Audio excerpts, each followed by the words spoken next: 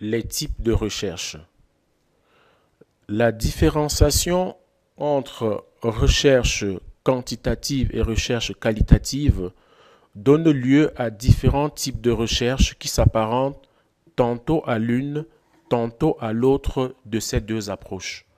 Nous avons d'abord la recherche quantitative. Les types de recherche apparentés à la recherche quantitative sont la recherche expérimentale ou quasi-expérimentale. Ensuite, les enquêtes à grande échelle. Il faut noter que la recherche quantitative se prête à la conception objective.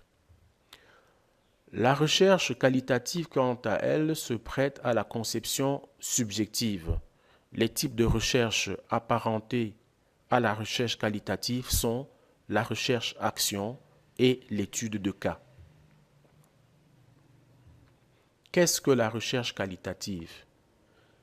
D'après Lamoureux, la recherche qualitative est un type de recherche dans lequel les données ne sont pas numériques, mais sont des caractéristiques qu'il s'agit de grouper selon des critères de classification.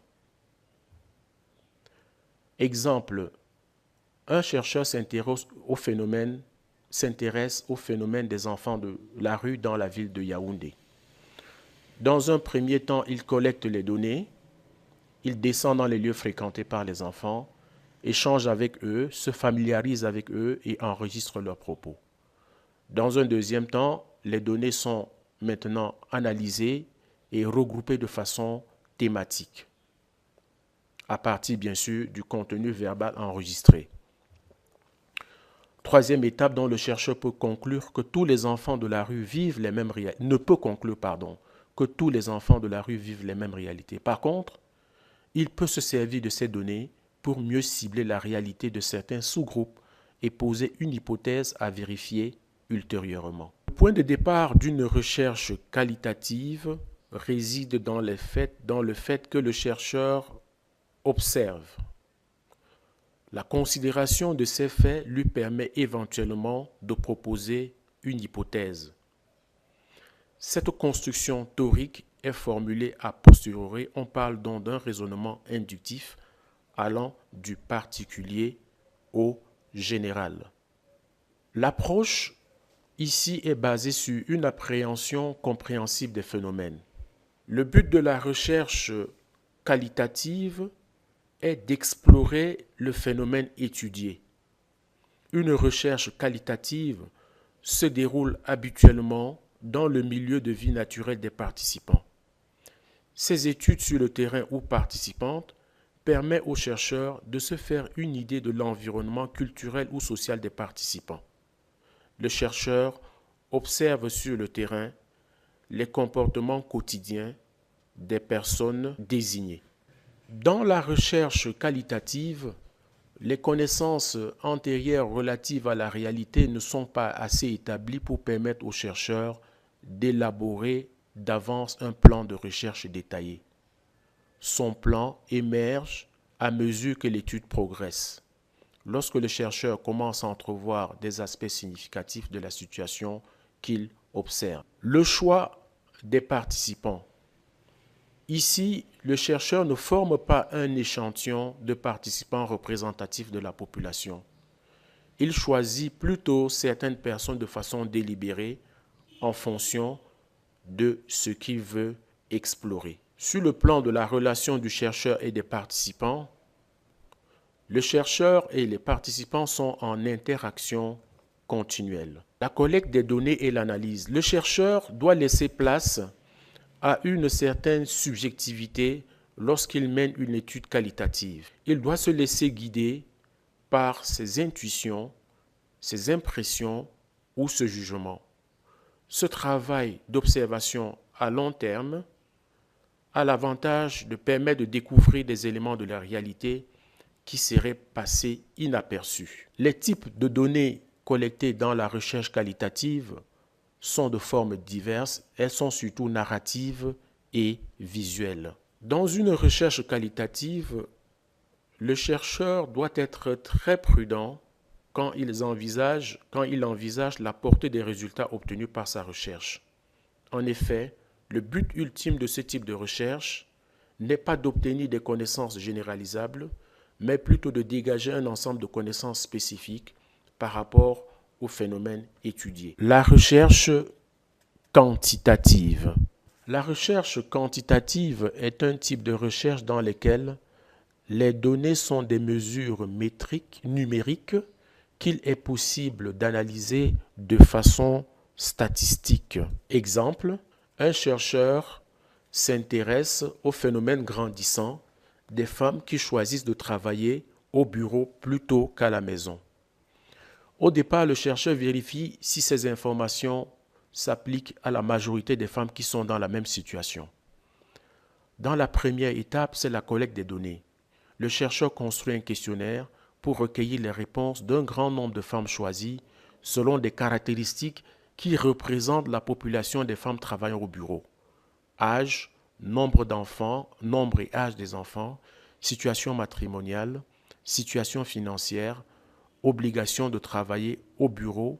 Dans la deuxième partie, c'est l'analyse des résultats et à la fin, généralisation des conclusions et de la recherche. Quels sont les différents éléments qui nous permettent d'apprécier une recherche quantitative? Au point de départ de la recherche quantitative, le chercheur traite la réalité, la recherche quantitative. Au point de départ d'une recherche quantitative est une hypothèse basée sur une théorie à partir de laquelle le chercheur déduit les faits qui devraient se vérifier dans la réalité. Il formule donc son hypothèse avant la collecte des données. Cette construction théorique est établie a priori.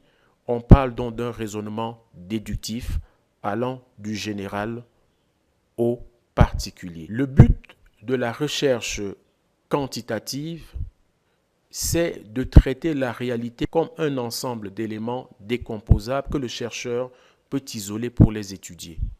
En général, son but est d'écrire et d'expliquer la réalité. Le plan de recherche.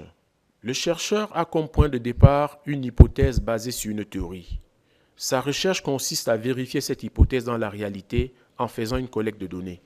Le chercheur établit donc à l'avance le plan de recherche dans lequel il prévoit tous les détails. Le choix des participants. Dans la recherche quantitative, le chercheur choisit ses participants parmi les individus de la population à qui il veut généraliser les résultats obtenus.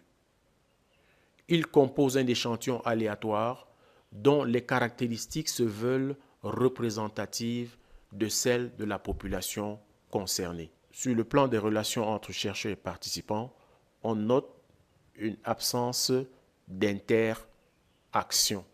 Le chercheur n'établit pas de relation personnelle entre lui et les participants. Cette absence d'interaction est d'ailleurs assurée par diverses stratégies, dont celle d'utiliser un instrument de mesure objectif. Collecte et analyse des données. Dans la recherche quantitative, le chercheur se tient à la plus grande objectivité. Il se méfie des facteurs personnels qui pourraient influer sur la collecte et l'analyse des données. C'est dans ce but qu'il utilise des instruments de mesure tels que les tests, des questionnaires, les grilles d'analyse qui permettent de traduire les phénomènes étudiés en mesures mathématiques. La recherche quantitative utilise des méthodes statistiques pour traiter les mesures obtenues. C'est donc l'analyse statistique qui fait ressortir le résultat des recherches. Les types de données sont essentiellement numériques. Que dire maintenant de la portée des résultats? Une recherche quantitative est menée de telle sorte qu'on peut présumer que les résultats obtenus par une recherche s'appliquent à une très grande majorité des individus qui constituent la population visée par cette recherche. Ainsi, le but ultime de ce type de recherche est de développer un ensemble de connaissances généralisables qui ont valeur de fait scientifique. Voici les ouvrages qui ont été consultés pour produire cette capsule. À bientôt.